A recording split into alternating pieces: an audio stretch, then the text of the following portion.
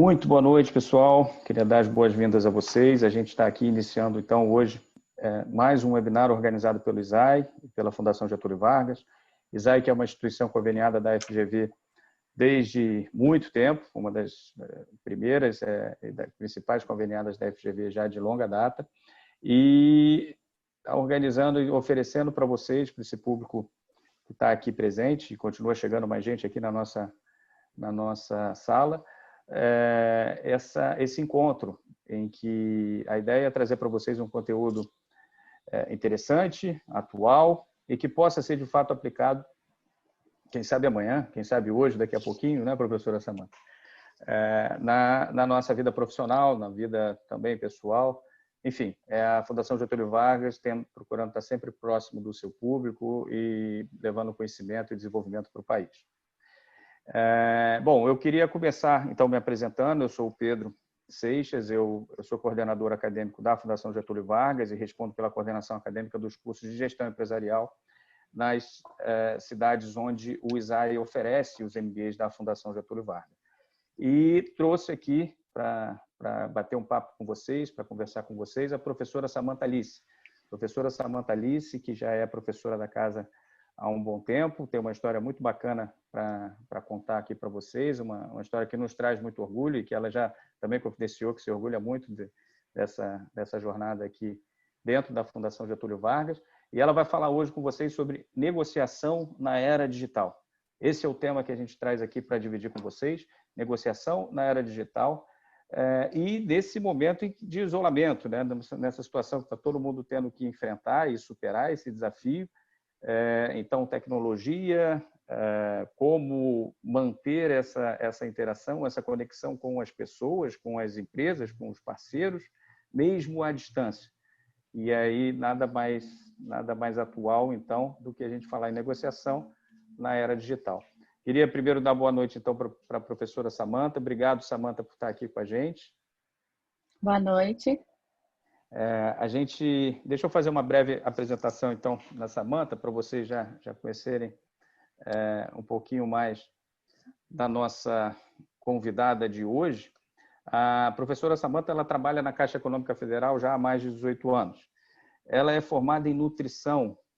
Para a gente é curioso e é bacana essa diversidade de formação e os rumos que a nossa vida profissional acaba tomando, né, Samanta? Estudou na FGV de Belo Horizonte, fez o curso de gestão empresarial em 2011, não foi isso, Samanta? Isso. Se formou em 2011, né? Você entrou um pouquinho antes disso, foi nossa aluna lá em BH, e fez aquele programa de extensão, depois o módulo internacional na Ohio University. É professora da FGV já há 7 anos, desde 2013, e começou na disciplina de finanças corporativas. Atualmente ministra nos cursos de gestão empresarial e também outros MBAs da Fundação Getúlio Vargas, a disciplina de negociação e administração de conflitos. Esse que tem sido, né, Samanta, o seu ponto de maior interesse, ponto de aprofundamento e posso dizer até que foi quase que uma paixão, né? Depois que você ingressou no mestrado, como a gente estava já conversando em outras oportunidades, foi quando você iniciou o seu mestrado em administração que você acabou desenvolvendo essa especialização na área de negociação. Atualmente você é responsável pelo setor de relação com os investidores na Caixa, tá certo? Isso. Exatamente, bacana. Samanta, queria dar novamente as boas-vindas a você, agradecer muito pela sua disponibilidade, pela oportunidade aqui de dividir esse conteúdo com a gente. E não sei se você queria dar alguma palavra inicial antes da gente começar aqui logo na apresentação.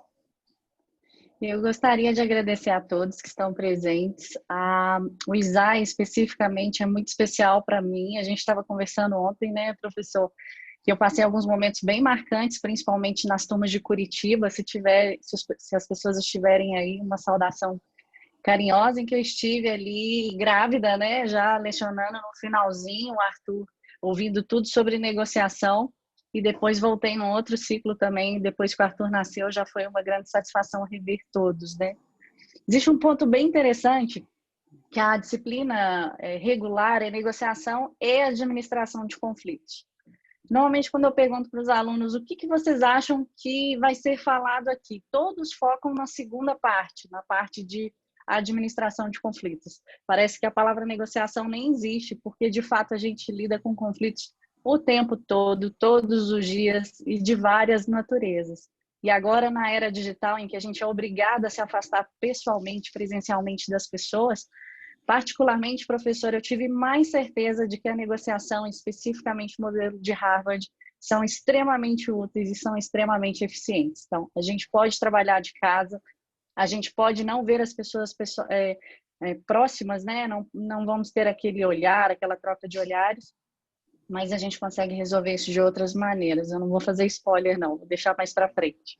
É aquele clichê, né? Já se torna um clichê, a gente está distante, está longe, mas está mais perto. Ele é verdade, ele é verdade. A gente tem sentido isso nas salas de aula também.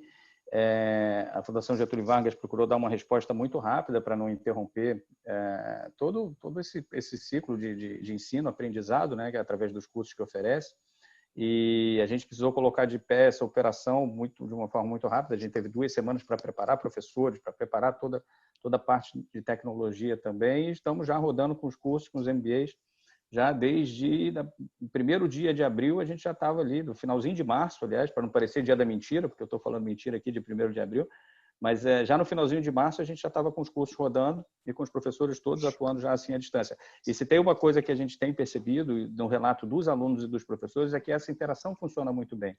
Então, o clichê do longe, mas ainda mais perto, ele, por mais clichê que seja, ele é verdade, é fato, e a gente tem percebido isso aqui no ambiente de sala de aula ou no ambiente também desses webinars, dessas palestras que a gente tem realizado, que são mais um exemplo de como a tecnologia está aqui do nosso lado para aproximar as pessoas, mesmo no momento desse de afastamento, né? E, Samantha, antes de te passar, então, para a abertura, não queria deixar de mencionar o orgulho que a gente tem também, que eu citei mais cedo, mas você, como ex-aluna FGV, e que já ministrava, né? A gente já contou isso em outras conversas com a gente, você já ministrava, já atuava especialmente na Caixa também, como ministrando cursos e treinamentos, e tinha esse desejo e essa gana, essa vontade de também participar do time de professores da Fundação Getúlio Vargas. Então, a Samantha aqui representa também um exemplo desse profissional que a Fundação ajuda a formar e transformar também, e aí passa para o lado de cá também para atuar como esse agente transformador. Então, Samantha aqui com a gente é um motivo de muito orgulho também nesse aspecto, também nesse sentido, tá? Samantha, eu não vou estender mais não, porque a turma está aqui para ouvir você. Muito obrigada, orgulho recíproco. Né? Estamos aqui para ouvir você. Eu já estou compartilhando a tela aqui com vocês e vou te passar o comando. Aí agora o controle fica com você. Você já pode controlar aí a nossa apresentação. Deixa eu só voltar aqui para a apresentação aqui em si. Você está vendo a minha tela aí, Samantha, com a apresentação? Está aparecendo a tela aí para você, não está? Tô sim. Tá, legal. Então, eu vou agora te passar o controle. O mouse está com você. Vou fechar até o meu microfone aqui para não atrapalhar. E, por favor, vamos em frente. A gente vai soltar umas enquetes ao longo, já para antecipar aí para vocês, para a turma, né? A gente vai soltar algumas enquetes, algumas perguntas durante a apresentação da Samantha, e vocês são convidados a participar respondendo, tá? Quando a gente soltar aqui a enquete, é legal para vocês interagirem com a gente e a gente ter essa participação de vocês também. Não precisa esperar lá só para as perguntas, não. Vai ter a participação de todo mundo aqui ainda durante a apresentação da professora. Ok? Vamos lá, Samantha. O controle está contigo. Obrigado. Perfeito. Inicialmente, eu vou fazer uma pergunta, professor, que não vai fazer muito sentido para todos que estão aqui, mas eu gostaria de saber se todos tomaram café. Os que se identificarem vão saber por que eu estou perguntando. A gente quer manter o máximo de atenção possível. Negociação é uma ciência, mas ela também é um dom. Algumas pessoas são negociadoras com base no que aprenderam ao longo da vida.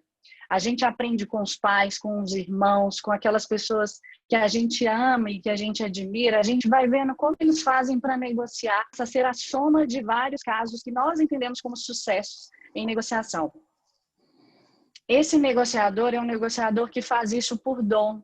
O que nós convidamos quando a gente vai falar de negociação nas turmas da FGV é que a ciência possa guiar esses negociadores, que a gente possa atuar não só pelo dom, pelo que herdamos ou pelo que aprendemos, mas também por medidas quase que métricas, matemáticas, para que a gente possa, de fato, acertar ou, quando errar, saber por que errou. É muito comum as pessoas perguntarem, poxa, tentei fechar um negócio, tentei fazer uma negociação e não deu certo. Se a gente fizer a pergunta, não deu certo, por quê? E a resposta for, não sei, então a gente não está usando a negociação como ciência. A gente sabendo como funciona, professor, vai ficar muito mais fácil de termos um feedback, de entendermos por que uma negociação deu certo ou por que deu errado. Até porque o conceito de certo e errado é muito relativo, a gente vai ver um pouco mais sobre isso. O nosso convite para todos vocês e para quem quer estudar negociação é: transforme a negociação em uma ciência. Isso vai fazer com que você cintura quando receber um não, ou quando o mais difícil precisar dar um não. Muitos negociadores têm dificuldades em falar não. E por que isso é tão difícil? Porque ele já sabe que a outra parte vai ter uma certa resistência. Antes de eu entrar nessa parte mais detalhada, eu vou começar com uma pergunta que alguns que estão aqui já conhecem, mas nunca ficou tão importante. Em épocas de Covid, de isolamento, de distanciamento, a gente está fazendo muitas coisas pela primeira vez. Várias coisas. Professor, acho que você precisa só voltar com o controle para mim. Não, ele já está contigo, Samantha. Por favor. Ele já está, ele está com você. Peraí, eu vou tirar e vou colocar novamente. Então aqui para a gente, para ver se funciona. Perfeito. Peraí, vamos ver agora. Vamos lá, passei o controle novamente, vê se você consegue daí. Temos uma primeira vez aqui, né? Uhum. Quando a gente pensa nessas novidades todas, um tema muito comum e que a gente já falou bastante, e algumas pessoas já me viram falando sobre isso, é quando foi a última vez que você fez algo pela primeira vez. Nesse momento agora, nunca foi tão imperativo a gente ter que se abrir para novas oportunidades, para novas possibilidades, considerando que todo o aspecto da Covid, além do medo que nós temos de termos qualquer problema na relação familiar, a gente está lidando com situações que são situações completamente novas. Professor, desculpa te incomodar, mas já consegui. Pronto. Foi, tá bom. Qualquer coisa chama. Quando eu fiz essa pergunta para várias pessoas em outras palestras, as pessoas têm uma reação comum. Quando a gente pergunta quando foi a última vez que você fez algo pela primeira vez, as pessoas vão tentar buscar algum lugar bem longínquo quando é que foi a última vez que eu fiz algo pela primeira vez. E isso, por incrível que pareça, não depende da idade, não depende de nada. Todas as pessoas ficam se perguntando porque elas entram no modo automático e quando vão perceber, não estão inovando, não estão fazendo nada que seja diferente para a vida delas, independente da idade.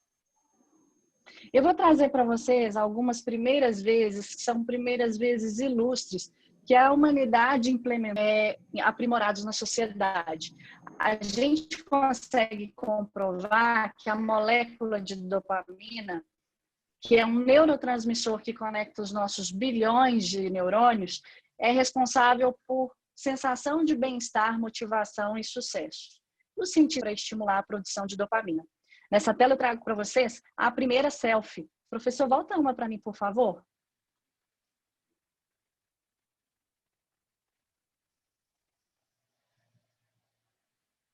Isso. Perfeito. Essa foi a primeira selfie tirada em 1839 por Robert Cornelius. Por incrível que pareça, quem começou a ficar mais desinibido agora que teve que se ver adepto, né, a todas as tecnologias digitais e começou a tirar várias selfies e achava que estava fazendo o máximo.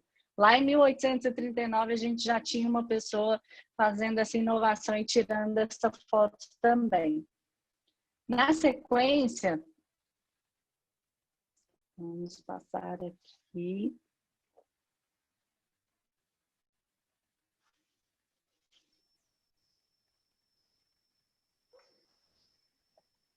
Ele está pausado. Ah, vou conseguir, professor. Foi, Samantha, já passou aqui. Perfeito.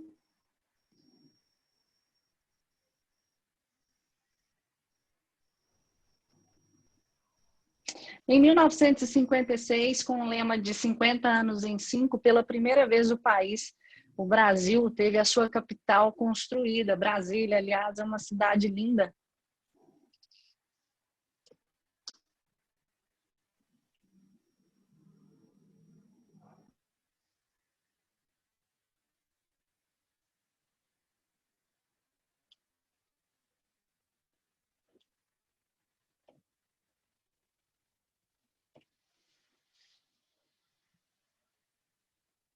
Professor, talvez seja melhor você ir passando. Acho que agora já vai ficar mais tranquilo. Isso. Tá aprendendo Esse um pouco aí? Esse é o primeiro transplante cardíaco feito pelo Dr. Christian Barnard. Tá, você quer voltar um pouquinho, Samantha? Quer que volte um pouquinho? A gente volta ali, aí você segue. Eu vou voltar naquela imagem de Brasília, você segue dali, tá bom? Podemos. Vamos lá. Estamos aqui em 1956. Segue daí. Perfeito.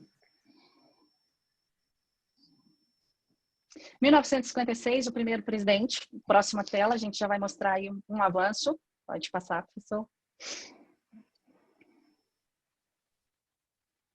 O primeiro transplante cardíaco feito com sucesso pelo Dr. Christian Barnard. Imaginem quantos erros aconteceram. Já em 1969, o homem pela primeira vez pisou na Lua. Também um grande avanço para a humanidade. Próximo.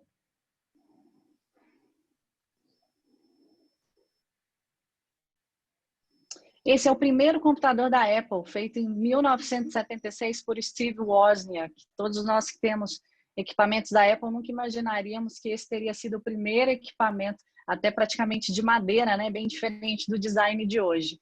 Na sequência, já vem o lançamento do iPhone à época, que era o X, que era o primeiro com tela infinita. Pode deixar aí, tá, professor, na tela da formiguinha? Não tem problema, não.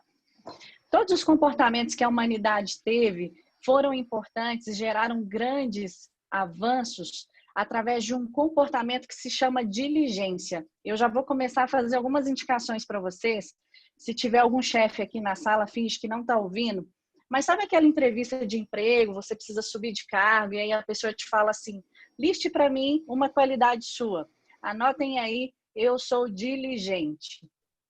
A diligência é um conceito que, no pior dos cenários, além de ser excelente, vai ser uma novidade para o seu chefe, o futuro chefe. Ele vai ver que você incrementou o vocabulário dele. De onde vem essa palavra diligência? Vem de 472 a.C., quando o rei Salomão, à época, resolveu construir, aos 12 anos de idade, ele precisou, na verdade, cuidar de Israel por causa do falecimento de seu pai Davi. O rei Salomão foi considerado e é considerado até hoje o homem mais rico que já existiu. Toda a sua fortuna foi criada com base em um comportamento que se chama diligência. O que é a diligência? É uma persistência criativa, executada de forma honesta e sem atrasos, de forma a alcançar o mais alto grau de excelência. Não basta a gente ser persistente, a gente precisa ser persistente de forma criativa. Eu costumo muito falar para quem está comigo, para quem trabalha comigo principalmente, é assim, se você tiver como uma água descendo o rio, a água quando encontra a pedra faz o quê? Contorna. Se a gente não está conseguindo de uma maneira, a gente pode avançar de outra. É mais ou menos o que a gente está fazendo aqui, né, professor? Que a PowerPoint não passa, a gente se vira, a gente vai e contorna.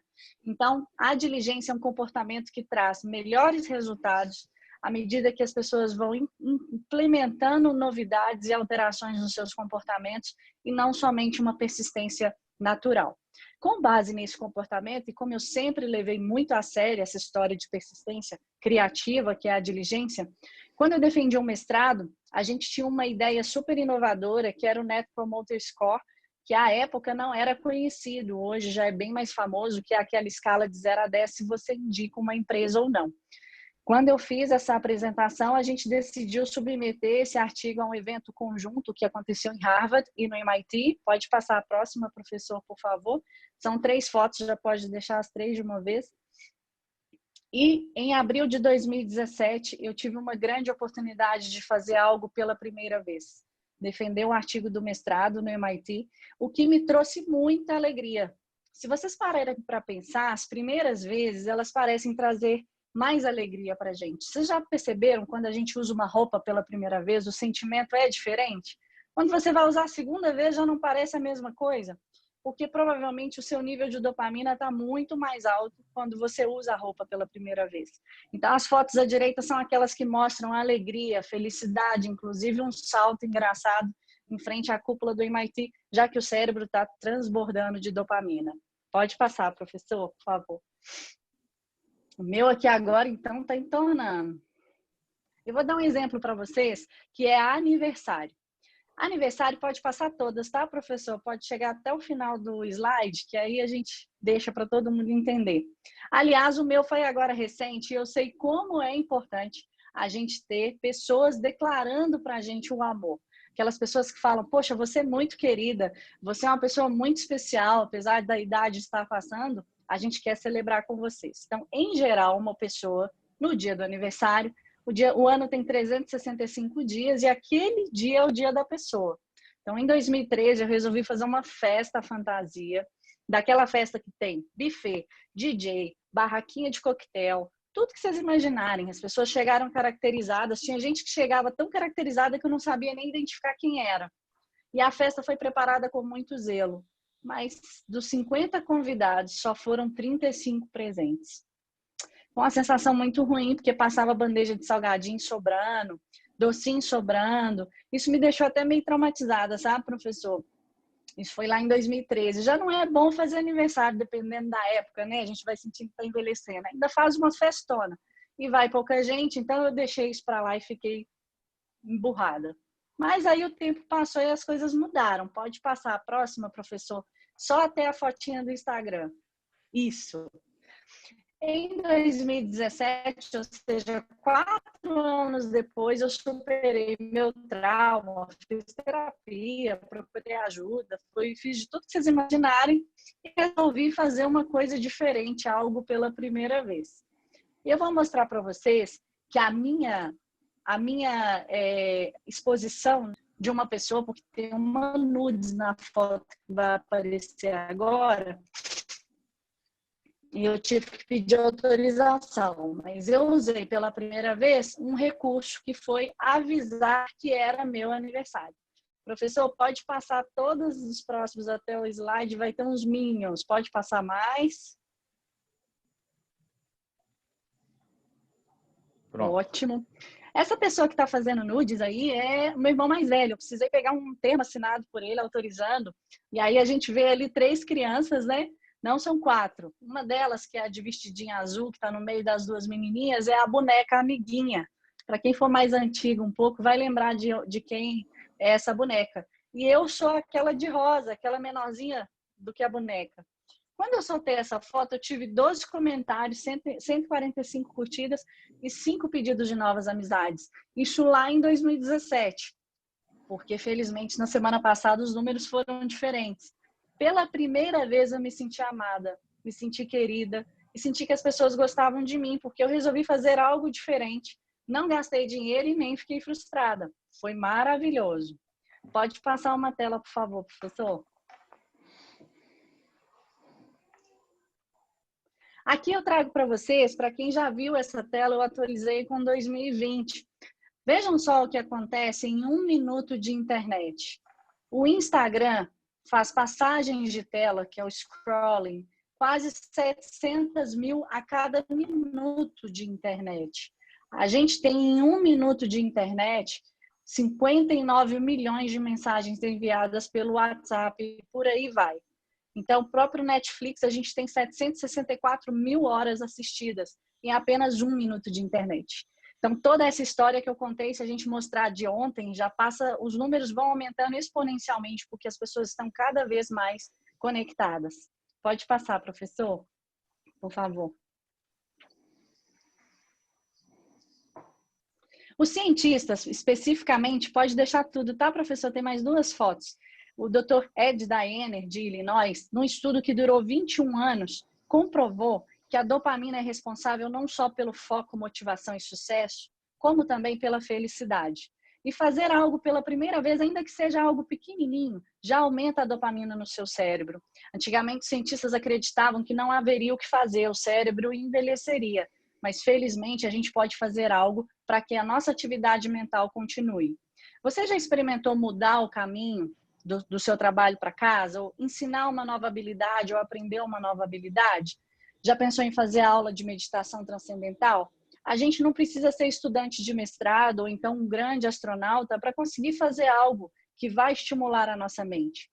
Toda vez que a gente tiver a oportunidade de fazer algo pela primeira vez, será suficiente para estimular a dopamina no nosso organismo.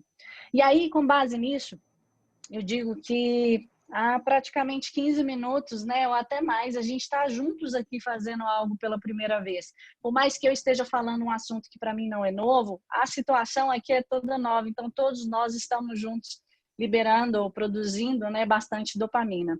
Fica uma pergunta, professor, pode passar a próxima, por favor. Quando é que você vai vencer os seus medos? Pode colocar a pergunta, por favor, e fazer a próxima vez. Qual vai ser a próxima primeira vez que você vai fazer? E aí, como o próprio professor falou, a negociação é tão rápida de ser aplicada que eu convido vocês, ao que for possível já mudar, entregar para quem mais merece a sua melhor versão, que é a sua família. Um bom negociador merece entregar a sua melhor versão dentro de casa, porque até se tiver um errinho ou não, ele ainda consegue ajustar. Entregue o seu melhor, porque saindo bem de casa, você consegue projetar isso melhor para o mundo. E ainda que seja de home office, mas você aplicou dentro de casa. A gente vai começar agora, né, professor, uma enquete.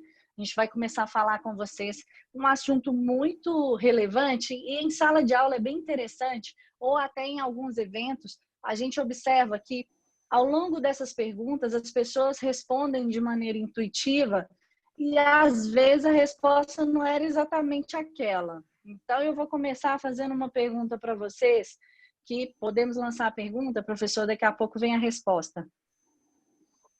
Estou lançando aqui. Vamos lá. Começando aqui. Foi. Primeira pergunta aí para vocês. Já deve estar aparecendo aí na tela. Vocês convidados a responderem a essa enquete. Um bom negociador vende até avião caindo? A turma já está respondendo aqui. Você está acompanhando aí, Samanta? Aparece para vocês aí? Para você também, não? Porque eu estou de olho aqui. Somos 68 aqui na sala. 38 já responderam. 40. Show! E vou começar a desenvolver uma habilidade agora, desde já, que é a Poker Face. Essa Poker Face é uma estratégia fantástica, principalmente na administração de conflitos. Sabe aquela pessoa que grita com você e sai do normal e começa a ficar muito nervosa na sua frente? Uma estratégia muito importante e protetiva é manter a Poker Face. Eu vou fazer uma Poker Face agora, ok, Sião?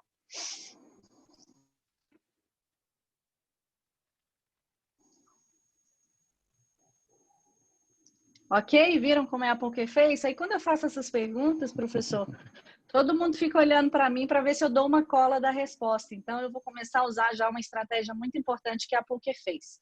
Já temos as respostas, já podemos seguir? Vou encerrar aqui, temos 47 respostas. Vou encerrar. Publico para todo mundo, Samanta? Divulga aqui para todo mundo? Pode ser, por favor. Sim. Então vamos lá. Encerrando aqui essa primeira, vou compartilhar os resultados. Um bom negociador vende até avião caindo. 57% das pessoas responderam que sim. 43% não. E a gente tem uma resposta aí na apresentação, já sobe aí uma resposta, professor. Se der uma enter, ela aparece. Vamos lá. Por incrível que pareça, um bom negociador não vende até avião caindo. Vamos partir para a próxima, para a gente ver como vai ser a próxima pergunta? Essa aqui é a próxima? Isso. Então, vamos lá. Deixa eu parar com essa pergunta e vou lançar a segunda enquete para vocês. Fazer pelo outro o que gostaria que fizessem por você é um jeito eficiente de negociar? E eu mantenho a minha poker face. Vamos lá, galera respondendo. Já temos aqui 15, 21, 25, 30 respostas até agora. A turma está respondendo rápido aqui. São 68 no total. Já temos mais de 40 respostas. Quando você quiser que a gente retome, você fala, Samantha, que aí eu já publico. Já são 47 respostas. Vamos Foi lá? o mesmo número da anterior, né? Vamos. Então, vamos lá. Vou encerrar. 48, 49. Ainda tem gente respondendo, mas vou encerrar aqui para a gente poder seguir e compartilhar com vocês os resultados. Fazer pelo outro que gostaria que fizesse por você um jeito eficiente de negociar? Sim, 58% das respostas, 44% não. Não está fechando 100% aí por conta de arredondamento. Mas vamos lá. Veja que interessante, professor, por mais que a resposta a gente vai ver que é sim, a gente ainda tem 44% das pessoas cismadas com essa história de como assim fazer pelo outro que eu gostaria que fizessem por mim. Isso no mundo dos negócios funciona, muitos alunos perguntam isso, mas isso dá certo? Isso não é muito assim abraçar a árvore? A gente vai mostrar que a gente tem embasamento para fazer isso dessa maneira. Vamos para a próxima? E até aqui, então, 1 a 1, né, Samantha? A turma aí no conjunto, vamos falando, dizendo assim, a gente está aqui empatado. Uma certa, outra não bateu com a sua resposta. Vamos lá, próxima pergunta. Eu vou parar com essa enquete, já soltar então para vocês a terceira pergunta, a terceira enquete. É importante chegar a uma negociação sabendo o que o seu oponente espera de você? E agora, galera? Vamos lá, começar as respostas. Temos já 25, passando de 30, 32, 37, 39, 40. Essa está pendendo mais para um lado, Samantha. Cadê sua poker face aí? 48 respostas já, 49. Vou encerrar por aqui, tá bom? Já temos uma massa representativa aqui da turma, 50 respostas, encerrando e compartilhando com vocês os resultados. É importante chegar a uma negociação sabendo o que o seu oponente espera de você. Sim, 88%. Professor, e se a gente mostrar que a resposta é não? Existe um erro que passa a ser grave nessa pergunta. A gente pode até parar nela, mas depois podemos seguir. Mas é importante a gente chegar em uma negociação sabendo o que o seu oponente espera. Tecnicamente, quando a gente fala do que ele espera, a gente vai falar de BATNA ou de máquina e de outros instrumentos. Mas existe uma palavra aqui que traz um erro grave e que faz com que a resposta seja negativa. Essa palavra é a palavra oponente. Negociação para a gente precisa ser não mais um jogo de que eu preciso ganhar e o outro perder para que seja bom o resultado. Por isso, eu convido todos vocês a substituírem a palavra oponente por interlocutor. A gente vai conversar com alguém e através desse contato a gente busca uma solução ótima que pode ser diferente, inclusive, da que a gente chegou com o planejamento. A gente fala mais disso à frente. Essa, em geral, costuma ter isso mesmo, viu, professor? Então, 2 a 1. Podemos passar para a próxima. Está 2 a 1, 2 a 1 para 1 a 2, né? Vamos para a próxima isso. Aqui. Deixa eu lançar a próxima pergunta para vocês. Deixa eu soltar primeiro aqui, então, na apresentação. Pergunta 4. Pergunta 4 aqui para a turma. Continue a negociar independente da confiança? Sim ou não? Como é que a gente enxerga isso?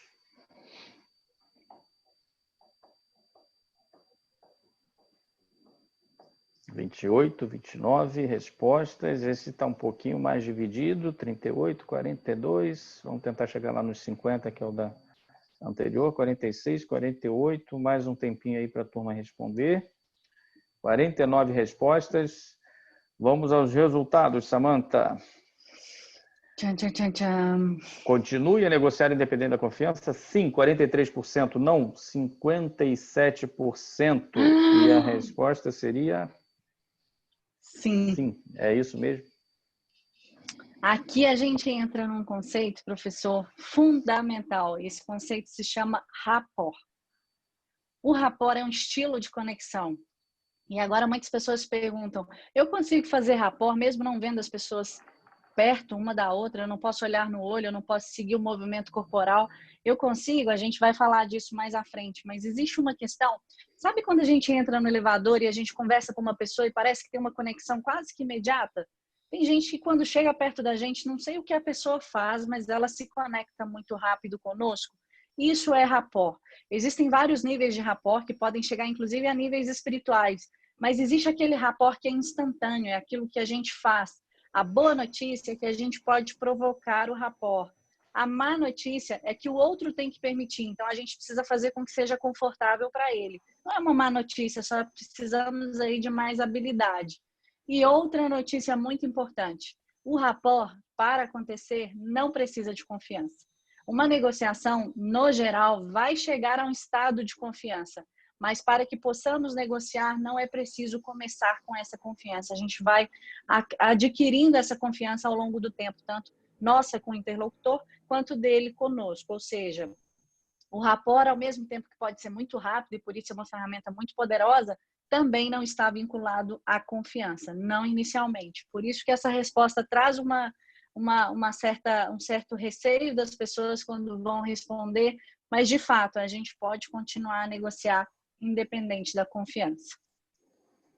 Vamos para a próxima, professor? Vamos lá. 3-1 até agora, hein? Deixa eu soltar a próxima aqui. Soltando aqui a próxima. Eu não tinha compartilhado o resultado com vocês, perdão. Agora aqui compartilhando o anterior, perdão, mas estava 43% a 57%, eu tinha só falado, né? Então vamos para a próxima. Pergunta 5. O objetivo de uma negociação é o entendimento, sim ou não? Vamos lá, pessoal, 30 segundos então para essa resposta aí.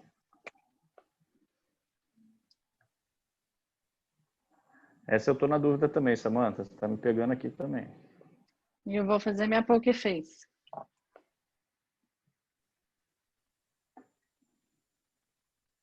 Aí já temos uma resposta favorita. Estamos chegando lá nos 30 segundos, já são 46 respostas, 48. Mais 2 segundinhos aí para responder. Vou liberar os resultados para vocês. 49 respostas, compartilhando os resultados com vocês. Ganhou sim. O objetivo de uma negociação é entendimento sim para 69% do grupo. E não para 31%. Vamos lançar a resposta, professor? A resposta era não. 4-1 já, Samantha. Vamos lá. Quando a gente fala do objetivo de uma negociação sendo o entendimento, existe uma unanimidade das pessoas em concordarem, é isso mesmo. A gente percebe, pelo modelo de Harvard, que existem 3 formas de negociar. Uma delas é o negociador duro, o negociador afável seria a segunda forma, e a terceira forma é o modelo baseado em princípios, que nada mais é que o modelo de Harvard. Aquelas pessoas que querem fechar de qualquer forma, que puseram na mente que elas têm que entrar e fechar algo, elas vão buscar sempre o entendimento. Mas, de fato, para o negociador habilidoso, nem sempre esse vai ser o objetivo. Eu já deixo uma recomendação de leitura para vocês, que é um livro do William Ury, com mais 2 autores, que é Como Chegar ao Sim. Ele é o pai do modelo de Harvard. Ele criou o modelo com base na escola de direito, inclusive, de Harvard. E ele deixa muito claro que nem sempre um acordo será possível. Por isso, eu não preciso e nem devo chegar numa negociação focada única e exclusivamente no entendimento. Eu preciso ter uma faculdade ou um plano B, que é o que a gente estuda em sala, que é a máquina, que é muito poderosa, é a melhor alternativa em caso de não acordo, que me permita levantar da mesa se o acordo não estiver sendo favorável. Por isso, o objetivo de um negociador habilidoso não vai ser o entendimento. Ele vai ser uma negociação sensata e ele vai buscar um objetivo ganha-ganha para todos. Vamos para a próxima, professor? Vamos para a próxima. Então, deixa eu parar de compartilhar e soltar aqui para vocês. A próxima pergunta. Tente vencer uma competição de vontades. Soltando para vocês, sim ou não? De que forma você coloca essa pergunta aqui para a gente, Samantha? Seria um princípio da negociação tentar vencer uma competição de vontades? Vamos estar respondendo. Vamos lá. Já foram 15 segundos, mais uns 10 segundinhos aí para as respostas. 31, 32 respostas. Está pendendo já mais para um lado. Eu acho que a turma... Eu votaria com a maioria aqui também. Eu estou junto deles. Já são mais de 50 respostas agora, hein, Samantha? Vou encerrar aqui. 51 respostas, compartilhando com você. Vamos ver se eu acertei com a turma dessa vez. A maioria foi no não. Tente vencer uma competição de vontades. Não para 78%. Já incorporamos o conceito... Acertamos. Já incorporamos o conceito de que não há oponente e nem há uma competição. Por incrível que pareça, a negociação com aquele sentimento, eu vou vencer, de fato a gente vai vencer, mas outras coisas, principalmente separando as pessoas do problema.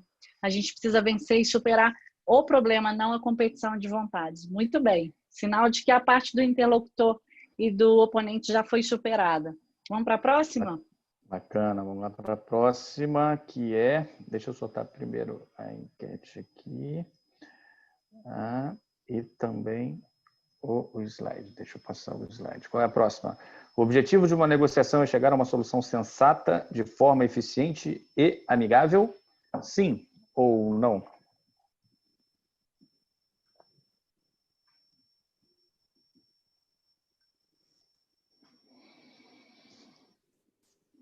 Pela Poker Face, eu acho que dessa vez a turma vai derrapar. Será? Já são 40 respostas. Essa aqui está mais devagar na resposta. Acho que o pessoal está mais em dúvida, Samantha. Está pensando, né? 46, 47, 48. Vamos chegar nos 50, 49. Vou encerrando por aqui. Batemos 50 respostas. Vamos lá. Vou liberar para vocês os resultados. 64%, 2/3 da turma sim, não, 36%. O objetivo da negociação. Muito bem, professor. E agora, acertamos. Então, a maioria das pessoas acertou. Ainda temos 36% falando que não. Porque voltamos à mesma questão. Será que negociar é algo tão legal assim? Será que as pessoas negociam fazendo pelos outros o que gostariam que fizessem por si? E aí vem a questão do entendimento, da pergunta que nós fizemos 2 perguntas atrás. O objetivo da negociação não é o entendimento. Qual é? É chegar a uma solução sensata, ou seja, boa para ambos ou todos os lados, às vezes não são só 2, de uma forma eficiente, ou seja, fechando um negócio, fazendo algo que seja melhor e complementarmente amigável. Existe uma questão, professor, que eu gosto muito de chamar a atenção. Se deixar, eu fico até amanhã falando desse assunto, tá, professor? Muitas pessoas também acham que, se eu for amigo de alguém ou se eu for muito legal, isso não é efetivo, eu estou sendo amador. E o modelo deixa muito claro que a gente tem 2 eixos. A gente tem o eixo subjetivo ou substantivo, que é aquele do negócio, e a gente tem o eixo relacional, que é tão importante quanto. Por isso, a negociação é dividida em etapas, e uma delas inclui o rapport, sobre o qual a gente já falou, como incluímos também a questão do quebra-gelo, que o professor fez muito bem hoje aqui com a gente, como um grande exemplo, que é deixar as coisas mais leves. Quanto mais leve for a negociação, melhor e mais chance a gente tem de conseguir um resultado ganha-ganha. Muito bem, vamos partir para a próxima? Essa eu já fiz spoiler, próxima, viu? já estamos quase chegando lá, aí... Samantha. Eu mesma fiz 4-3 dessa aqui. aí, viu? Vamos ver se a gente consegue chegar no empate agora. Próxima pergunta. Eu ajudei nessa aí, viu? Mas a turma merece. Deixa eu soltar aqui, agora é a 8ª, não é isso? Isso. Pergunta 8. Em uma negociação, nem sempre o acordo é possível? Sim ou não? A turma já começou a responder.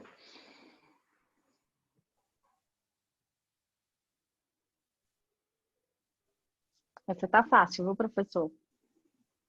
A turma tá... Será que tá fácil mesmo? A turma não tá dividida, não. Tá todo mundo para um lado só. Agora vamos ver se a turma vai entender para o lado certo aqui.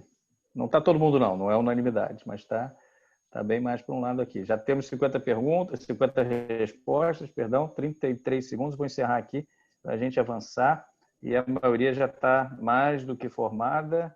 Em uma negociação, nem sempre o acordo é possível. Sim, para Muito 88% da turma. bem, Então, muito bem. acertamos? Pronto, 4 a Acertamos. 4. Vamos virar esse jogo.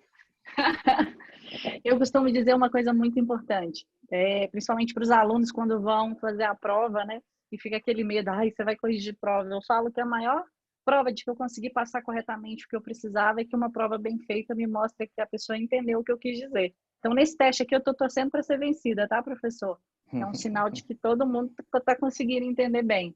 Lembrando que, durante muitos anos na vida de muitas pessoas, aquelas negociações que não chegaram ao acordo podem ter gerado gatilhos ou até âncoras nessas pessoas de que não sou um bom negociador, eu não tenho competência para isso.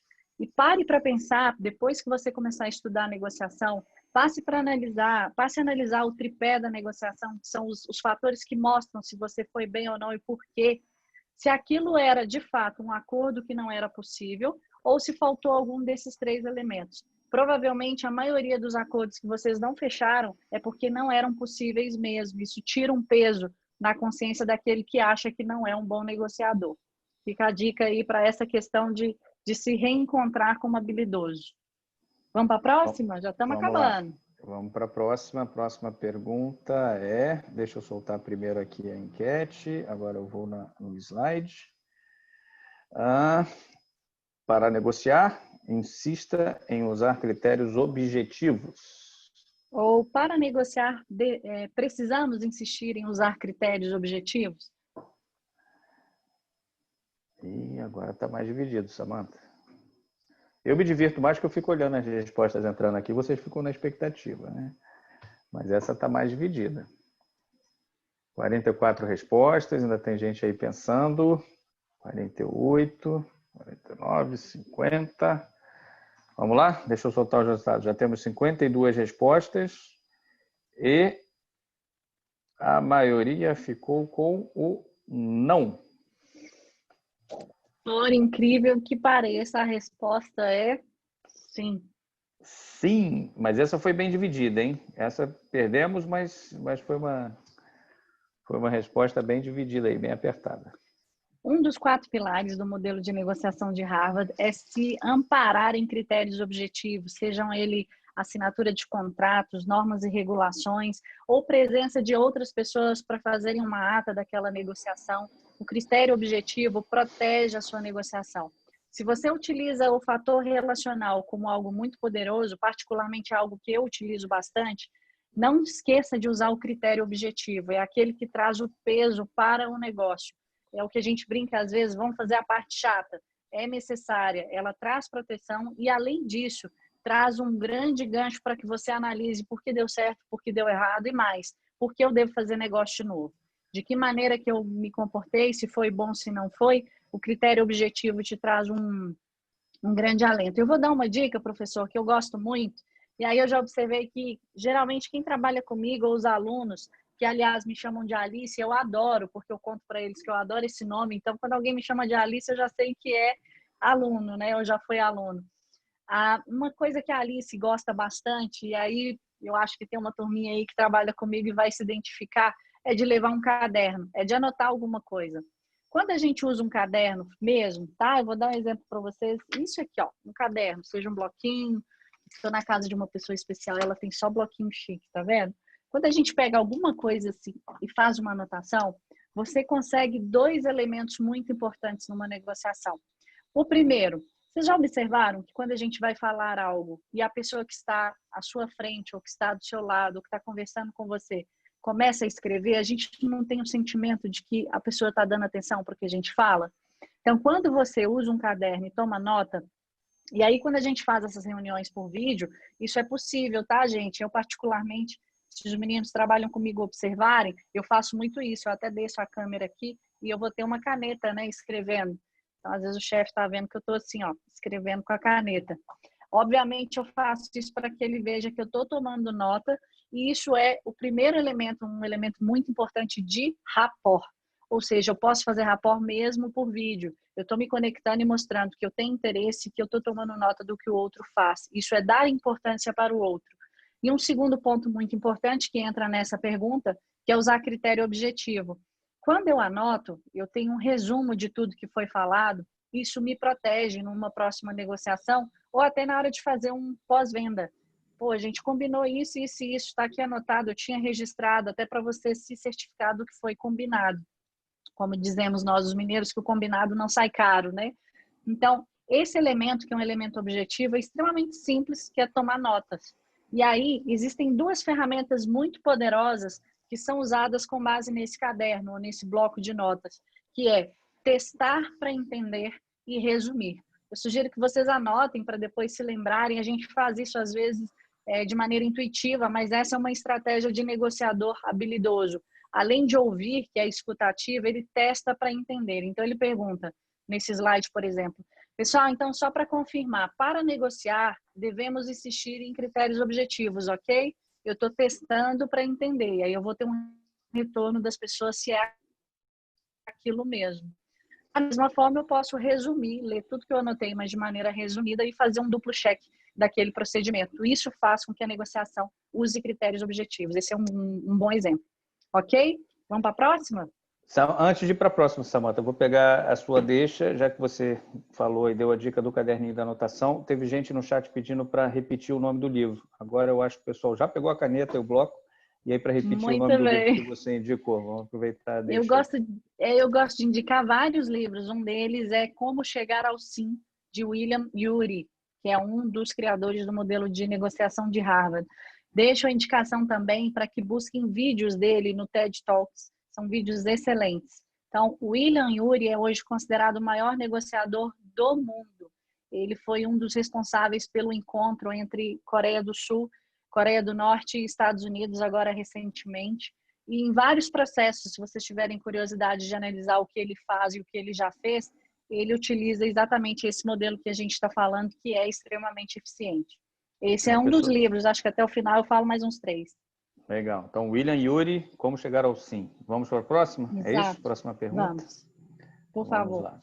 Deixa eu colocar aqui. O pessoal está curioso. Estamos perdendo de 5-4. Precisamos empatar esse jogo. Não podemos levar para casa essa diferença, essa é a saideira, não. né?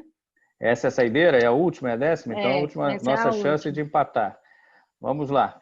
Argumente e esteja aberto ao debate. Ceda a princípios, não a pressão.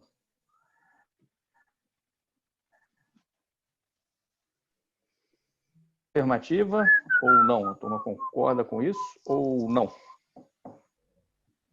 Será que essa está fácil, Samantha? Qual a sua aposta? Que a turma certa ou não nessa? Essa tá complexa, viu? Estamos chegando a 30 Todos segundos. para que acertem. 44 respostas, 45, ainda tem mais gente chegando, 46. Eu acho que a maioria já está formada. Deixa eu soltar aqui o resultado para vocês. Então, vamos lá.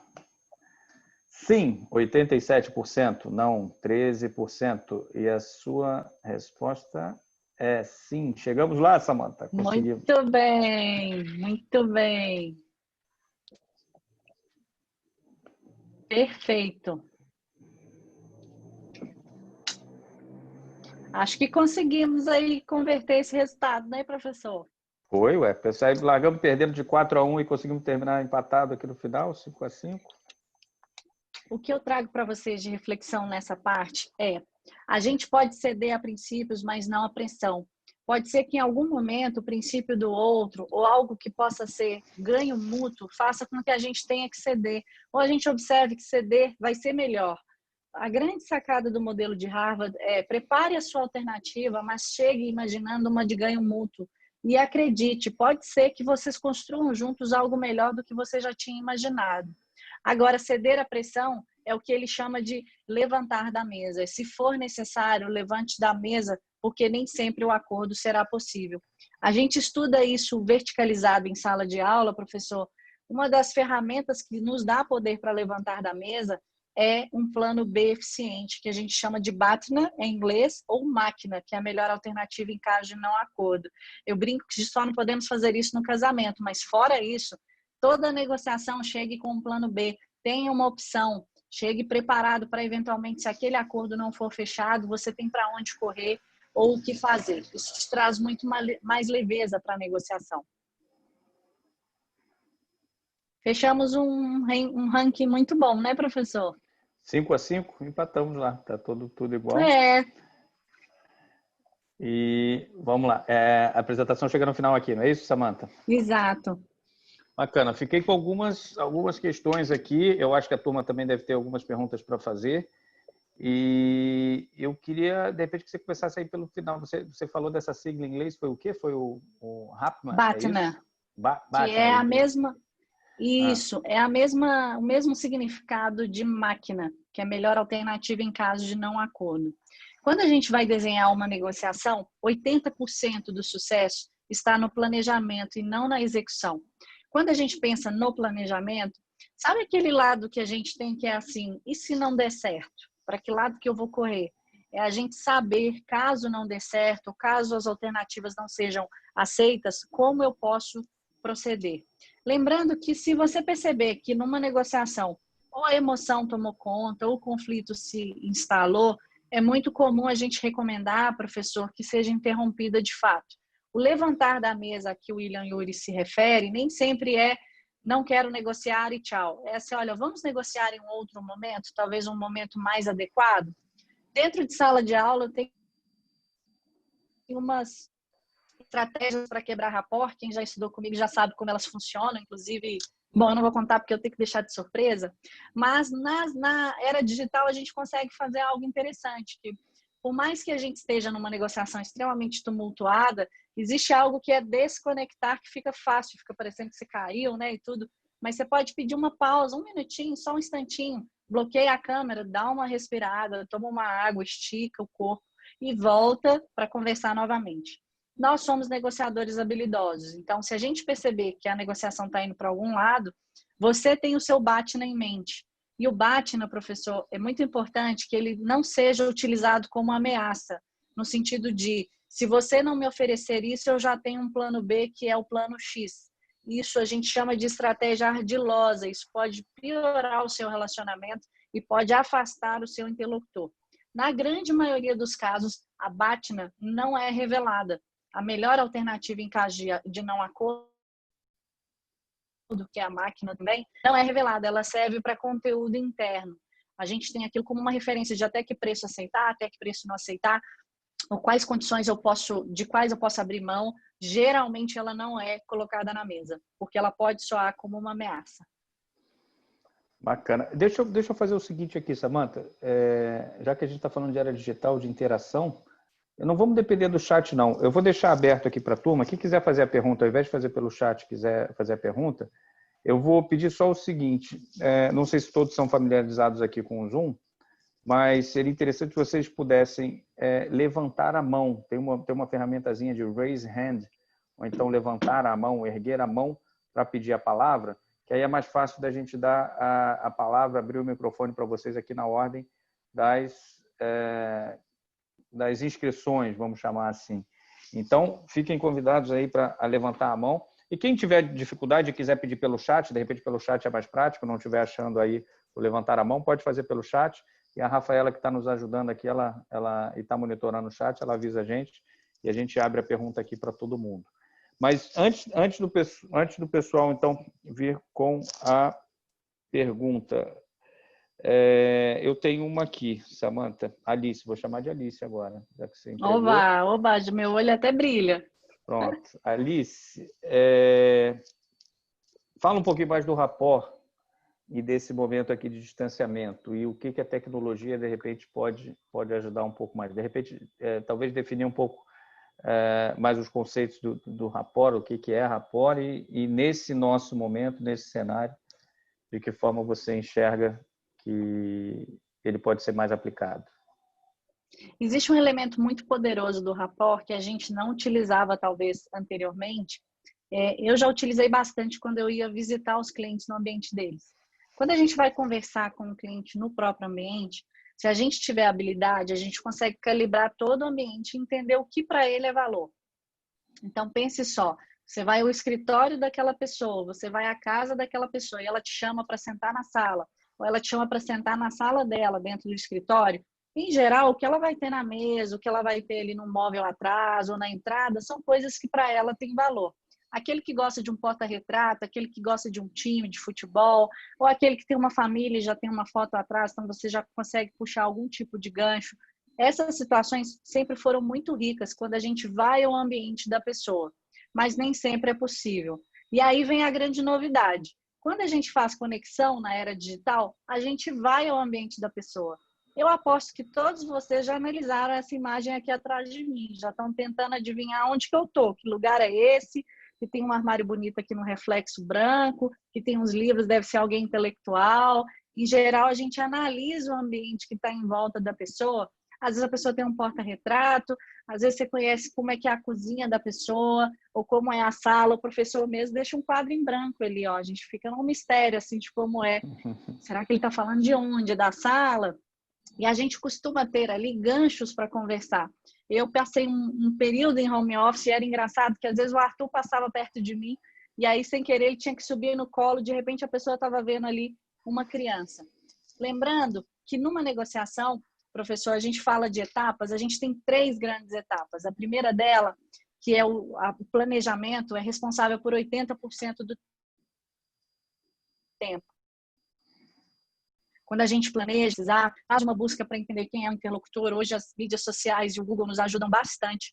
E depois a gente vem para a negociação propriamente dita. Essa seria a Samantha, segunda deu etapa. uma travadinha quando você estava falando ali do planejamento. Não sei se foi para todo mundo, mas pode ter sido para mais pessoas também. Então, quando você estava falando, planejamento responde por 80%, se você puder repetir. De todo o trabalho da negociação. O resultado está no planejamento. A gente tem que lembrar que eu vou procurar informação do meu interlocutor, seja na mídia social, seja no Google, eu consigo bastante coisa, ou seja, com um par que já conversou com aquela pessoa. Depois disso, a gente entra para a segunda grande etapa da negociação, que é a negociação em si. É o momento em que a gente vai para a mesa, ou que vai ligar aqui no Zoom, ou que vai conversar por WhatsApp. E depois a gente tem a terceira etapa, que é a de avaliação. Na segunda grande etapa, a gente tem subetapas. E é muito interessante, professor, porque o negociador habilidoso, ele sabe por onde ele está caminhando. A primeira etapa, que é o quebra-gelo, é o que a gente fala que é neste momento que você faz um rapport. Vocês já pararam para pensar que quando você vai conversar com alguém, a pessoa vai direto ao assunto, não fica meio estranho? Se a pessoa só falar, olha, nossa, tá tão difícil o Covid, a situação tá tão complicada, eu tô falando aqui de casa, a internet não é muito boa, sem querer a pessoa te deu um gancho para falar de algo seu. Esse é o momento do rapport. E na era digital, quando você vê o ambiente da pessoa, se você não tinha gancho, você passou a ter. Então, esse é um grande elemento, um grande favorecimento que a era digital traz para a gente, que é verificar o ambiente da pessoa, verificar como ela se porta. Às vezes ela está tímida, às vezes não está, e você vai trazendo essa pessoa para conversar com você. E como faz diferença o vídeo nessa hora, não é, Samantha? Eu tenho sentido isso em reuniões, tenho sentido isso em conversas, em algumas negociações. Às vezes a gente está negociando até mesmo sem perceber que está negociando, mas toda conversa não deixa de ser, à medida que vai evoluindo também, uma negociação. E na sala de aula também. Então, isso que você comentou, né? A observação está muito pelo visual, pelo vídeo. E muitas vezes a gente fazia isso à distância, mas por telefone. Agora a gente está se habituando a fazer mais também usando a ferramenta do vídeo. E está muito mais próximo. A gente está percebendo que não precisa estar fisicamente no mesmo lugar para fazer esse encontro acontecer, né? Para criar essa conexão. De fato, a tecnologia faz bastante diferença para a gente. Deixa eu te trazer uma outra pergunta aqui. Samantha, você falou de preparação e me lembrei da questão da informação, de preparação, planejamento e informação. Eu ministro uma disciplina nos MBAs, que é uma delícia também, talvez tão prazerosa quanto negociação, que é jogos de negócios. E jogos de negócios a gente trabalha muito. Eu gosto também, eventualmente, de falar um pouquinho de teoria dos jogos. E aí você tem a questão também da informação na hora que você senta à mesa, não com o oponente, mas com o interlocutor. Perfeito, perfeito. De que forma trabalhar essa questão da informação hoje na era digital? Porque assim como você tem acesso à informação dos outros, os outros têm acesso à sua informação também. Sim. Né? De que forma se preparar para isso? E aí talvez a gente coloque aqui, vou colocar até de uma outra forma. A própria evolução nossa na carreira, a evolução profissional, ela é a consequência de uma série de passos. né? E cada passo desse tem a interação, não vou chamar de negociação necessariamente, mas você está se relacionando com outras pessoas. De que forma trabalhar a informação nessa negociação e de que forma a gente trazer isso também para algo que possa ser um planejamento de carreira, um planejamento de futuro profissional. A informação é um dos elementos do tripé que trazem sucesso para a negociação. Quando eu comentei um pouco atrás de quando você precisa analisar se a sua negociação foi exitosa ou não, por que sim ou por que não, existem 3 elementos, professor, que eles multiplicam-se entre si. O sinal entre eles é de multiplicação, porque se um deles for 0, o resultado também vai ser 0. Um desses pilares, que são 3 grandes pilares da negociação, é a informação. A informação a gente vai obter do interlocutor e também da gente mesmo. Eu preciso saber qual é o meu limite, qual é o meu ponto mínimo, o meu ponto médio, o meu ponto máximo, até que ponto eu posso chegar. Até porque a gente não pode perder a assertividade. O que é assertividade? É fazer o que você precisa fazer. Até um ponto a gente cede, mas existe um ponto também que precisa ser atendido. Então, dentro de todas essas situações, a informação hoje é muito mais fácil de se obter, principalmente nas mídias sociais e na internet como um todo. Quando a gente entra no Instagram de alguém, tem muita gente que tem resistência. Eu falo que pelo menos entre como observador, aquela pessoa normalmente vai falar o que é valor para ela. Eu não usava muito, sabe, professor? Mas depois que o Arthur veio, eu passei a ficar meio blogueirinha, porque faz um sucesso foto de neném, e as pessoas vão vibrando e vão gostando de ver o crescimento dele. Aliás, um exímio negociador, eu acho que ele escutou muita aula dentro da barriga, e a gente vai vendo que as pessoas vão se aproximando. Então, às vezes eram amigos de infância, pessoas que eu não via há muito tempo, que vão tendo notícia do Arthur. Essa é uma grande vantagem dos dias de hoje, da era digital. E a gente consegue coletar muita informação das pessoas. Quando a gente se conecta, existe uma certa dúvida. Será que eu devo me conectar numa mídia pessoal, uma mídia social pessoal, com colegas de trabalho? Esse assunto chega a ser assim, será que eu vou fazer isso? Mas lembre-se que acaba sendo a sua vitrine. O que você coloca como valor vai te conectar melhor com algumas pessoas ou talvez outras não. E quando você for conversar com alguém, essa informação é muito valiosa para você. Então, em termos de informação, o que eu sugiro? Tome muito cuidado com qual você coloca, porque você está mostrando do que é valor para o outro. E se você já segue essa pessoa, se você já tem o contato da pessoa, observe o que para ela é valor. Esse é um elemento muito importante para a fase do quebra-gelo, que é o momento inicial. Tem um outro ponto, professor, muito importante, eu passei até por isso hoje no trabalho, que é quando a gente vai fazer um elogio. Muito comum a gente fazer isso na fase de quebra-gelo. Às vezes a gente quer elogiar, nossa, sua sala é linda, eu estou vendo os móveis tudo organizado, os livros. Quando a gente for fazer um elogio, ele precisa ser necessariamente sincero. E isso vem de um outro livro que é Como Influenciar Pessoas e Fazer Amigos no Mundo dos Negócios, de Dale Carnegie, que é uma bíblia, né? Um livro extremamente útil ainda nos dias de hoje, ele foi escrito há muitos anos atrás. Então, quando a gente pensa nesse sentido, o quebra-gelo é muito agradável você fazer um elogio. Já complementaram aqui, é um livro de 1936. É muito agradável a gente fazer um elogio. Tem gente que brinca que a gente fica chavequeiro quando É de lê esse livro. 1936 mesmo? É de Ele é bem 1936. antigo, ele é bem antigo. Tem gente que fala assim, nossa, lá vem ela, chavequeira. Tem gente que fala que faz até bruxaria, que está podendo conectar com as pessoas. Mas não é, você identifica o que tem de valor na pessoa e faz um elogio sincero. Existe uma frase de Emerson, que eu particularmente gosto muito, que é: todo ser humano é superior a mim em algum ponto, e nesse particular eu aprendo com ele. Então, se você estiver lidando com alguém, saiba que aquela pessoa tem algo para ser elogiado. Você precisa identificar o que é e o que é de forma verdadeira. Quando você elogia de maneira sincera, a pessoa percebe que você está fazendo sinceramente. Essa é uma maneira excelente também de nos conectarmos. As pessoas nas mídias sociais, em geral, vão mostrar a melhor parte da vida, o lado mais bonito. Então, com base nisso, você pode obter uma informação para fazer um elogio sincero de algo que ela te mostrou que foi bonito no Instagram, que é valor para você e que conecta vocês ali já desde o início. Existe um segundo bloco, professor, de informações que é utilizado no momento da negociação, que é saber o que o outro pode querer, o que o outro pode ter também do plano B dele.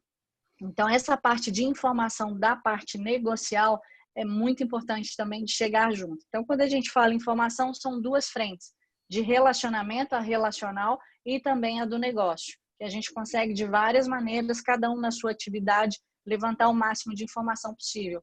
Isso está dentro daquela fase inicial que engloba 80% do processo.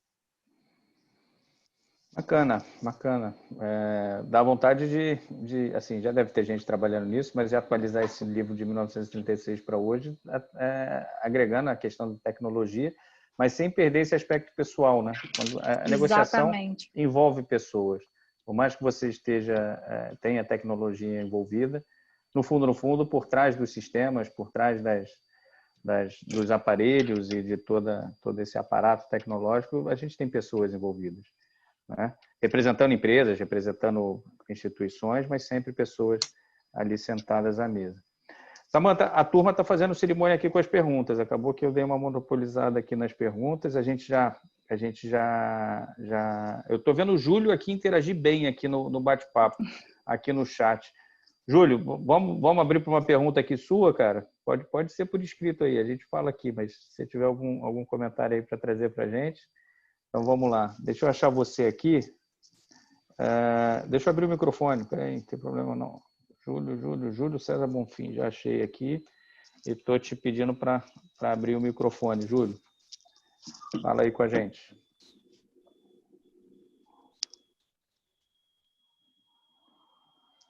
Cadê o Júlio? Acho que ele está tímido, viu, professor? Eu já pedi ele aqui para isso.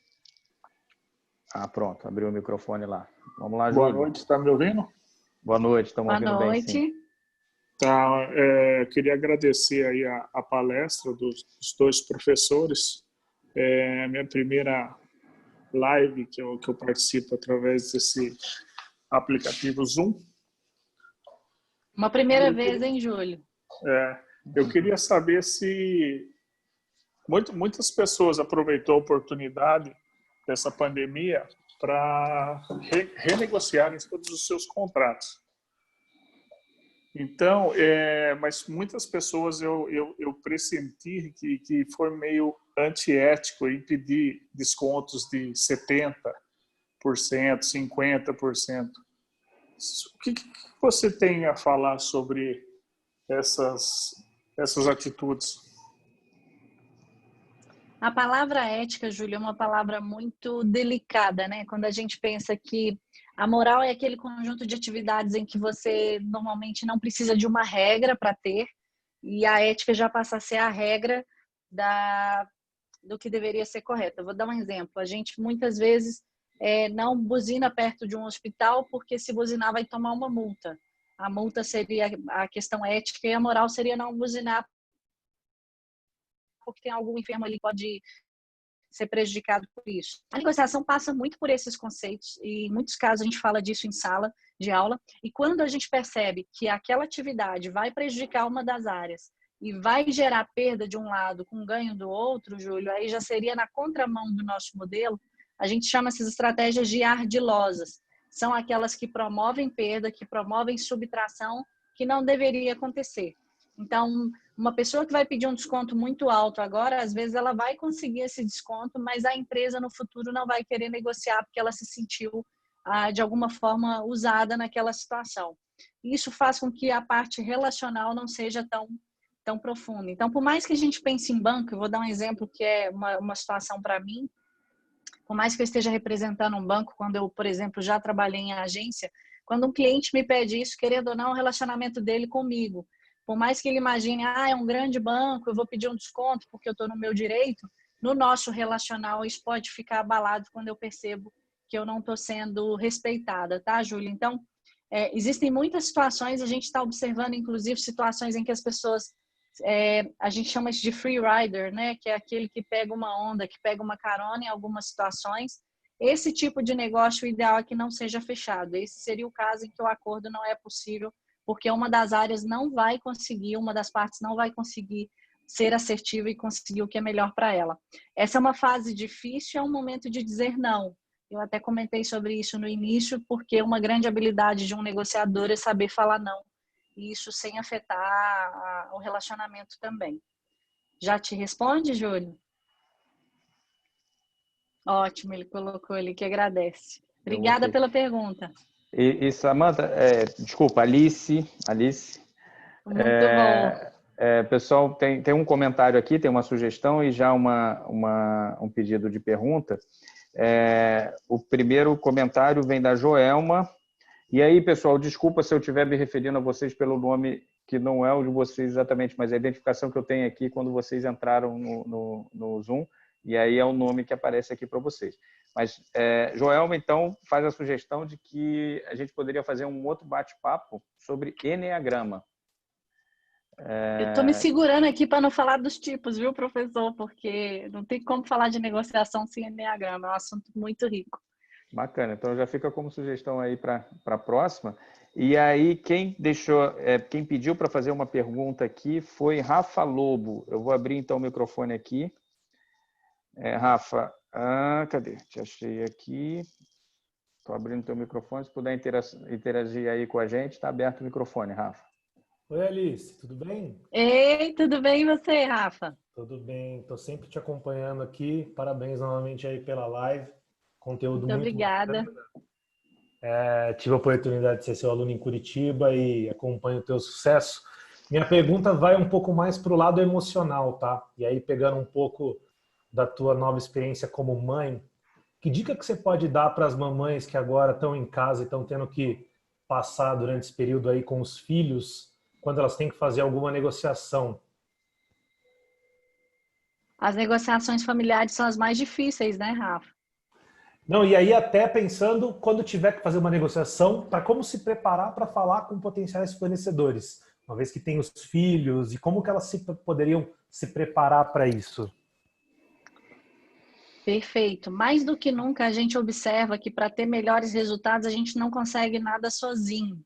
Sabemos que existem várias situações. Eu mesma fiquei em casa com o Arthur e tendo a ajuda de uma terceira pessoa, mas eu não resistia, Rafa, que passa aquele nenenzinho bonitinho ali, eu não conseguia segurar e dar uma mordida, dar uma apertada, acaba tirando até um pouco da atenção quando você está num momento de concentração. Esse foi um grande desafio meu em fazer home office, porque eu precisava me concentrar intelectualmente para aquela negociação e a rotina da casa muitas vezes não permite, porque você está inserida naquele ambiente. O que eu costumo fazer, o que eu sugiro, eu na época até pedi um terceiro ambiente, por exemplo, para o meu marido, quando tinha algum evento que eu precisava de fato me isolar, se isolar, se possível, fisicamente mesmo. Eu já vi casos de mães que falam, filho, eu estou no seu ambiente, eu não vou atrapalhar a sua rotina, então eu vou sair ou eu vou para um outro local, ou dentro da casa, se for possível se isolar. Isso seria, Rafa, uma quebra proposital mesmo de rapport. Naturalmente, quem está em casa está fazendo muito mais rapport com a família. Existem os casos em que tem até um pouco mais de conflito, né? Familiar que convive mais. Mas você está em rapport constante dentro de casa. Por isso, você precisa criar mecanismos. Lembra da sala, quando a gente pergunta do cheiro de queimado? A gente tem que ter... Acabei contando, tá vendo? A gente tem que ter mecanismos de quebra de rapport. Como eu faço para quebrar aquele processo sem ser desagradável, sem ser agressivo? De que maneira que eu posso bloquear nesse momento para me concentrar em outra coisa e voltar na sequência. Então, eu, Samantha, particularmente fiz muito essa estratégia de um isolamento físico, em que você não está num ambiente que passam várias pessoas ou que a casa está acontecendo, se puder, inclusive, ir para um outro ambiente. Às vezes, alguns prédios já estão liberando algumas áreas, né, do prédio, então alguma coisa que seja separada naquele momento para você se dedicar. E eu também gosto muito, Rafa, de separar um tempo durante o dia para si. Como eu tenho o Arthur, eu sei que ele tem a rotina, muitas vezes eu faço algo que é fora da rotina dele. Aí vem uma grande sacada, que é a administração do tempo. Às vezes o que você fazia durante o dia não está sendo possível. Às vezes a gente faz um horário que seja um pouquinho ali no fim da noite, ou acorda mais cedo, um pouco, 5 horas da manhã, dependendo, e faz. Mas você precisa saber gerir bastante o tempo. Esse é um grande desafio para o home office. Gestão de tempo e, ao mesmo tempo, saber quebrar o rapport quando for necessário. Obrigado. E eu que agradeço, satisfação falar com você. Até breve, né? A gente se fala no Instagram. Isso, até breve. Obrigada, Rafa. Deixa eu falar aqui, Samantha, tem uma sugestão aqui, tem um comentário do Júlio, que falou agora há pouco aqui com a gente, que ele lembra que tem um treinamento gratuito na FGV de negociação. Então, isso é bacana mesmo, é uma oportunidade até para a gente divulgar uma série de cursos online que tem gratuitos da FGV e que são oferecidos e estão à disposição nesse período agora ainda de isolamento. Espero que a gente esteja caminhando para uma saída desse isolamento. A gente pode aproveitar a oportunidade para ir amolando as ferramentas, né? E usando esses cursos gratuitos da FGV. Então, na página da Fundação Getúlio Vargas, se você procurar cursos online, se você der uma busca no Google por cursos abertos, cursos livres online da FGV, tem uma oferta muito bacana, muito grande, um deles é de negociação. E tem uma pergunta, e aí, pessoal, deixa eu ver aqui, vamos lá, uma última pergunta, porque a gente até já está estourando o tempo aqui, já são 8h30, tem uma pergunta da Márcia Almeida Carneiro, ela pergunta, como negociar com pessoas difíceis, Alice? O que você deixa aqui de dica para a gente nesse ponto? Esta é uma parte que, a brincadeiras à parte, mas eu acho que quando a disciplina se chama negociação e administração de conflitos, as pessoas focam na administração de conflitos por isso. Porque a gente lida com pessoas difíceis o tempo todo. E muitas vezes, grandes gestores, aquelas pessoas que vão subindo, eles têm um temperamento que às vezes não é um temperamento muito fácil, né? Tem dois conceitos, Márcia, que eu falo muito em sala de aula e são extremamente importantes. Um deles é comunicação não violenta, é a CNV. Por mais que a gente perceba que as pessoas são violentas para conversar, violento.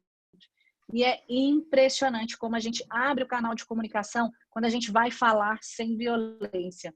Esse método exige treino constante, a gente precisa exercitar, é como se fosse uma musculação mental até que aquilo passe a ficar efetivo. Na minha família, eu acho que tem gente da minha família aí também, eles falam que eu sou política. Na hora que tem que resolver um problema, chama lá a Samantha, mas é porque se a gente não é violento, naturalmente as pessoas vão falar um pouco mais e vão soltar um pouco mais, por mais que aquilo naquele momento seja explosivo, tá? Uma coisa importante para quem explode de raiva, Márcia, eu não sei se quando você fala de pessoas difíceis, porque o difícil é um conceito bem amplo, né? Se é aquela pessoa que fica constantemente nervosa, que no Enneagrama, professor, seria o tipo 8, aí seria o segundo ponto para lidar com essas pessoas, é a gente entender um pouco mais de personalidade, que é sim o Enneagrama que a Joelma sugeriu.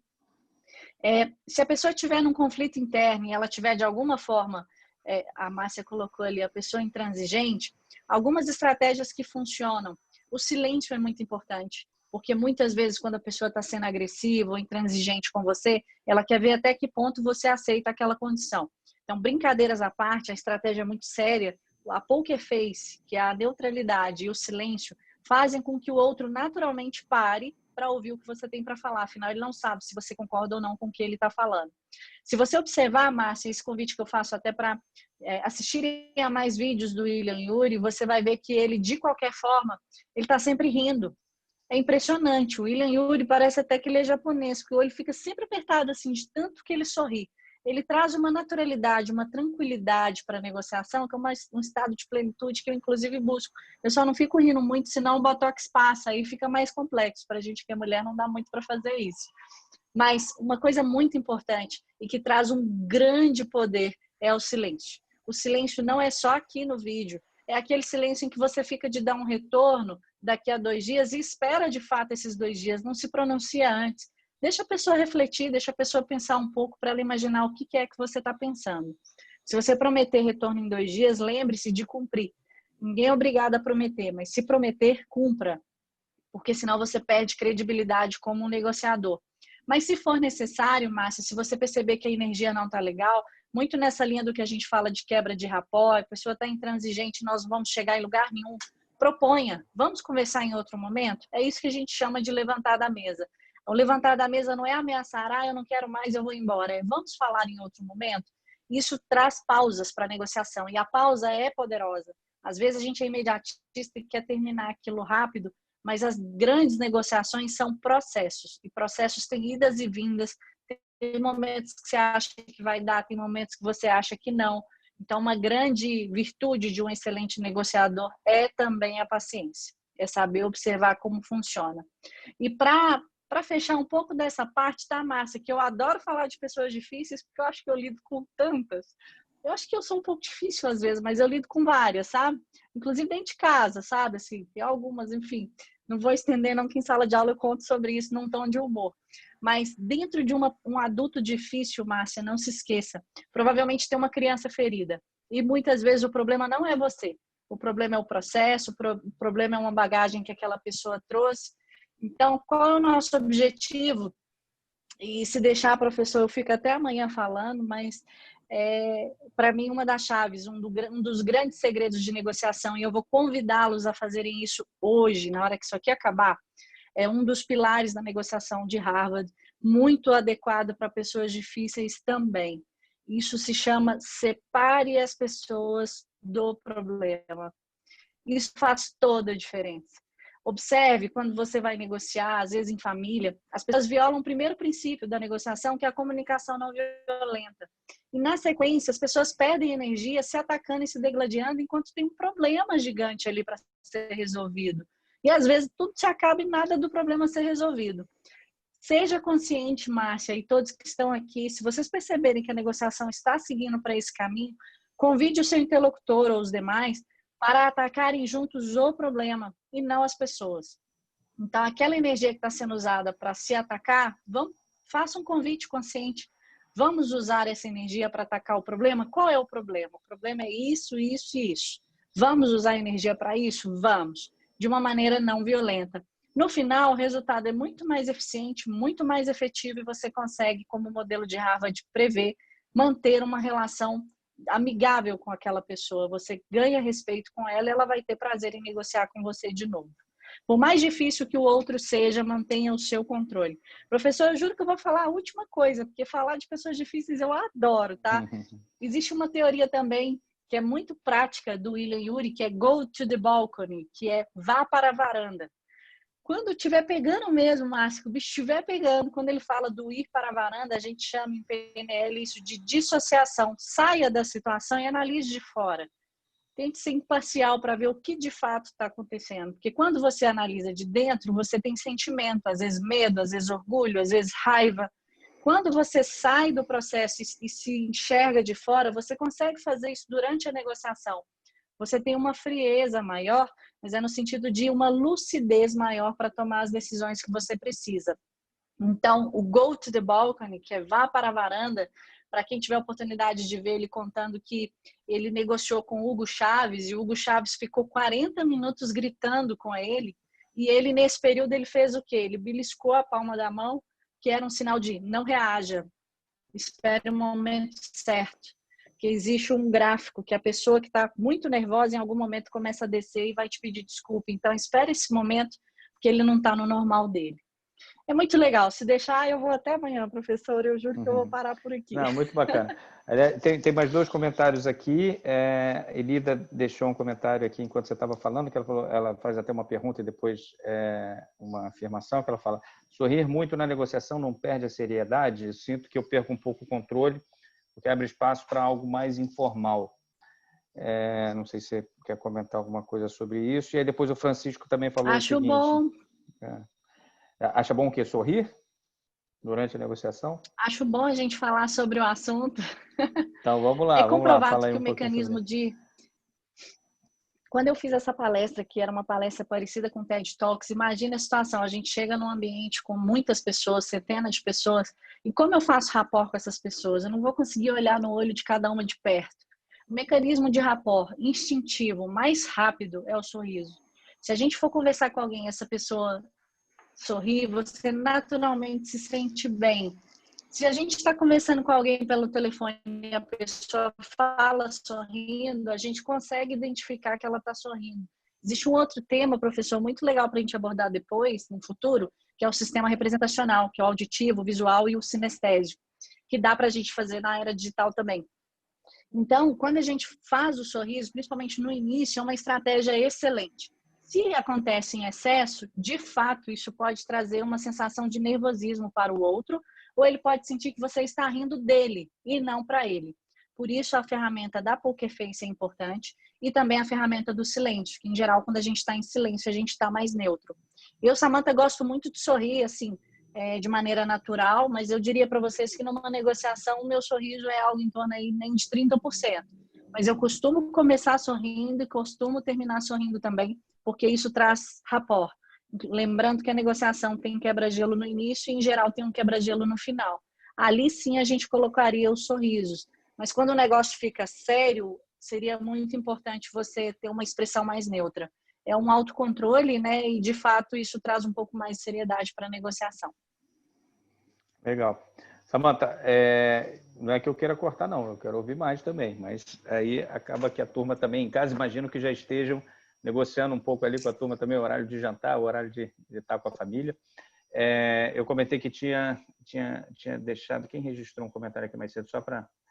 foi o Francisco Eduardo, que assim, foi mais cedo isso, mas para não deixar passar em branco, ele comenta que costumamos dizer que estressamos o assunto sendo duro com um problema, porém sempre com muita responsabilidade e respeitando a pessoa. Acho que responsabilidade e respeito sempre tem que estar presente, né? E você tocou num ponto, quando você falou em separar as pessoas do problema, cara, nada mais atual do que isso que a gente está vendo lá do lado de fora acontecer. A gente tem um mega problema impactando todo mundo. E as pessoas insistem em, de repente, levar isso para o lado pessoal. Por que não a gente tentar agora se concentrar no problema, né? Quem dera, ou tomara que esse recado possa, aí, de repente, a gente possa dando cada um a sua contribuição para que isso chegue lá em cima. Lá em cima, na turma... Assim, lá em cima, não apontando para uma direção específica, não.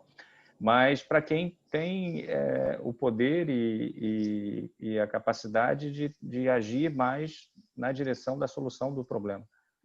Esquecendo um pouco as pessoas, esquecendo um pouco os lados, se é norte, se é sul, se é leste ou oeste, se a pessoa é azul ou amarela, mas a gente pensar no problema e agir junto, né? Atuar junto.